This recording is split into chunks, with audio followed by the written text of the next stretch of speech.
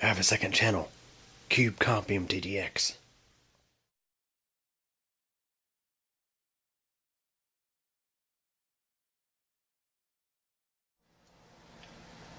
Hey everybody.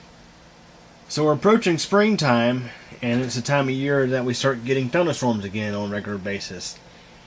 And over on cubecompmtdx, I always enjoy doing videos of storms, whether it be just regular videos of storms passing through or time-lapsing. And also I'll film other weather events as well, like winter storms and tropical systems and stuff like that.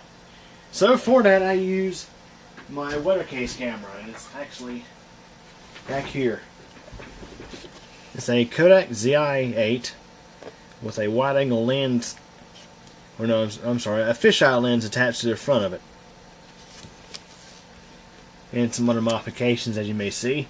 And of course, it's 18650 modded for long run time. This camera can run on 11 hours on a single charge of batteries. Toss in a 32 gig card. This thing can record.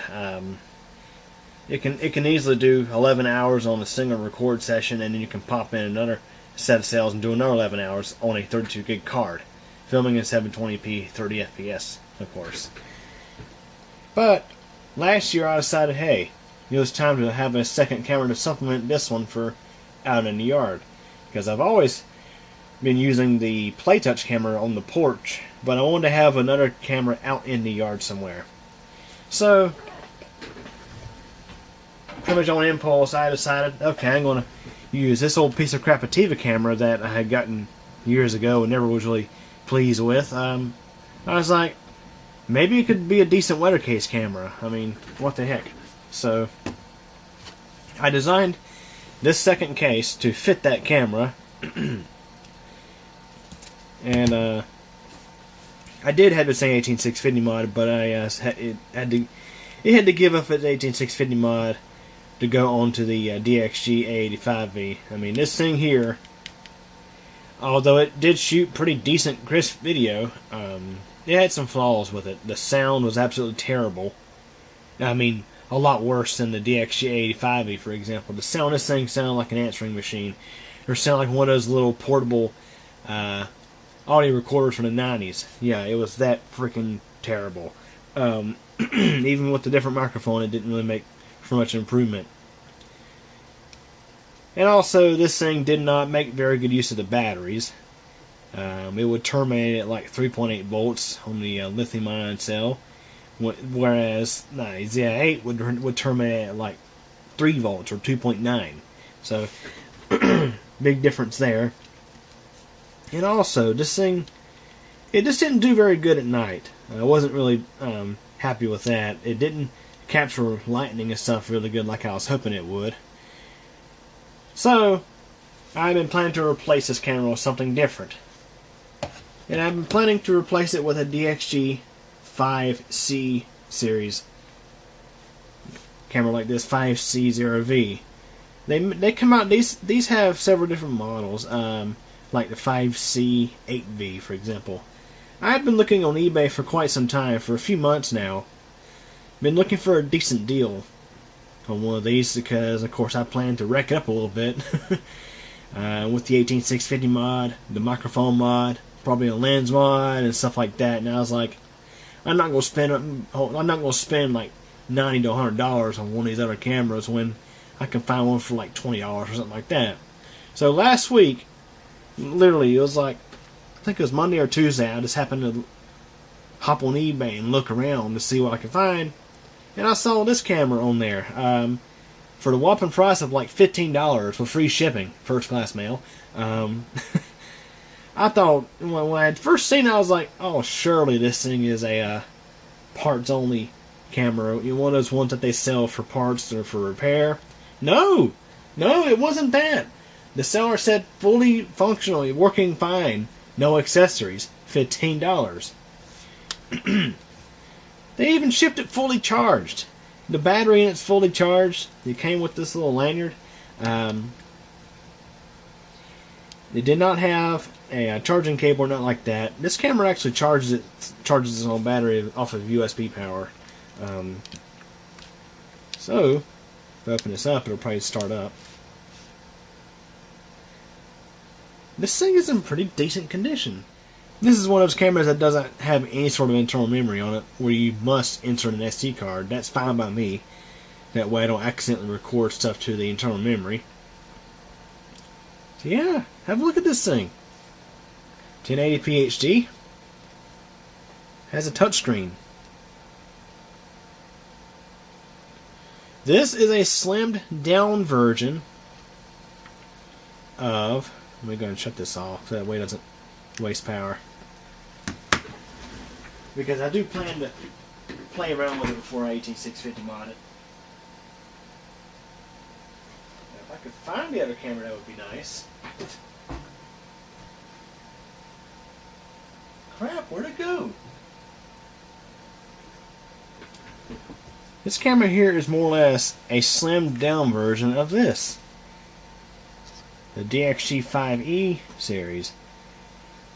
And this is one of those girly looking Lux cameras. Has all the little bling on the side, has its own little carrying purse and all that crap. The reason why I bought this was because, kind of like this one, the seller was selling it for like dirt cheap. May as well give it away. I think I paid less than $20 for this one. And it's in immaculate condition. So much that I did not want to do any mods to it. I didn't want 18650 mod or nothing like that. I figured it'd probably make a good gift for somebody someday. This one,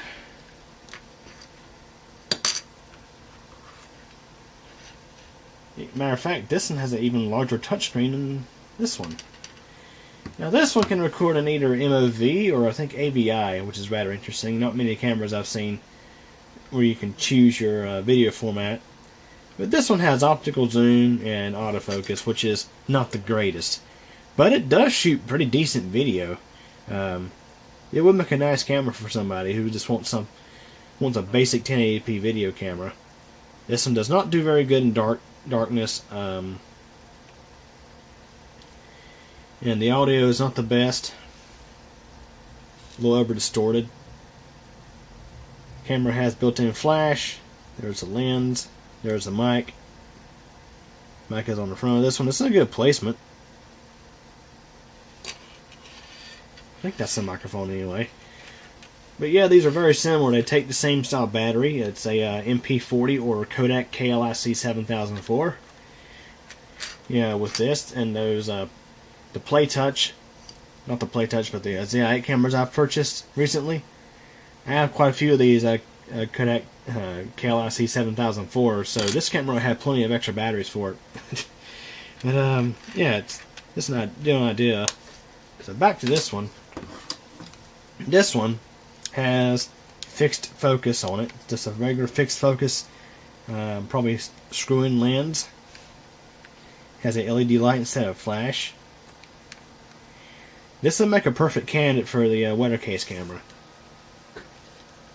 So yeah, there's the Ativa D33F, piece of junk. See, I wanted to find something that was very similar in dimensions. And you can see these are very similar. So it'll make a decent fit inside this WeatherCase I already designed. It's like, for example, the old WeatherCase camera that I've been using for years. Yeah, this one here. I designed this case for a DXG 567V, and then later fitted it with a Kodak ZI6, and then later fitted it with the Kodak ZI8. So this thing has been through 3 different cameras. So I did shoot some test footage with this device. And I'm going to probably do a separate test video just to upload onto this video here. So yeah, not too bad. And see, the thing is, I prefer fixed focus cameras for WeatherCase applications because there's less moving parts, it's more robust, and of course, one thing I've noticed with autofocus cameras is in dark conditions they tend to really lose focus and they can't find it, and that uses up extra battery and it's just aggravating. So yeah, fixed focus. And also, this thing would be a freaking breeze to 18650 mod. They're going to shut this off.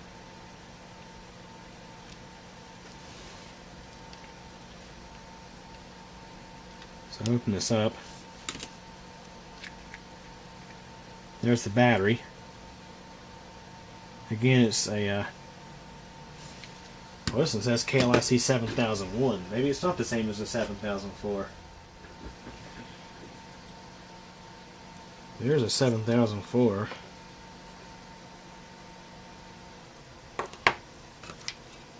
See if it'll fit in there.